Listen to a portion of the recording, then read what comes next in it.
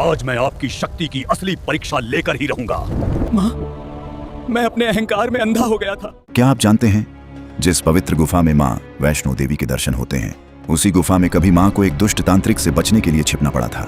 बहुत समय पहले जब धरती पर अधर्म बढ़ने लगा, तब तीनों शक्तियों महाकाली, महालक्ष्मी और महासरस्वती की दिव्य ऊर्जा से एक कन्या का जन्म हुआ। वही दिव्य शक्ति आगे चलकर माँ वैष्णो देवी के नाम से प्रसिद्ध हुई। माँ ने पृथ्वी पर आकर लोगों को धर्म, सेवा और भक्ति का मार्ग दिखाया। वे हमेशा भगवान विष्णु की भक्ति में लीन रहती थीं और गहरी तपस्या करती थीं। उसी समय एक शक्तिशाली तांत्रिक था, भैरवनाथ। जब उसे माँ वैष्णो देवी की दिव्य शक्ति के बारे में पता चला, तो उसके मन में अहंकार जाग उठा। वह माँ की शक्ति को परखना चाहता था और उनका पीछा करने लगा। माँ ने शांत स्वर में चेतावनी दी।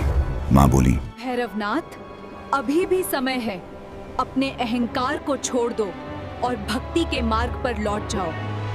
लेकिन भैरवनाथ नहीं माना और पीछा करता रहा।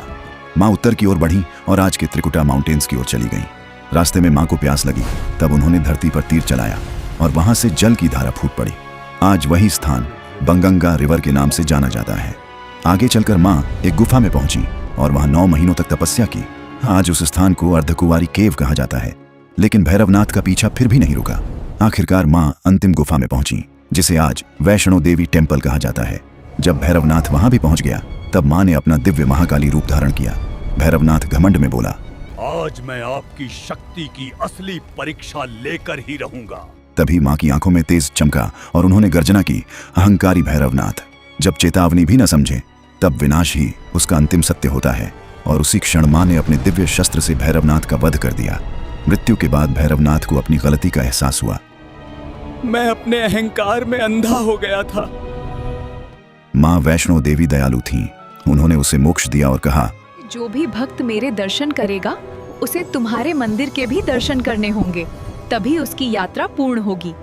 आज भी इसलिए भक्त माँ के दर्शन के बाद भैरवनाथ मंदिर जरूर जाते हैं। इसीलिए कहते हैं, माँ वैष्णो देवी की गुफा सिर्फ एक मंदिर नहीं, बल्कि शक्ति, धैर्य और करुणा की अमर कहानी है। अगर आपको यह कथा पसंद आई तो कमेंट में जरूर लिखें, जय माँ वैष्णो देवी।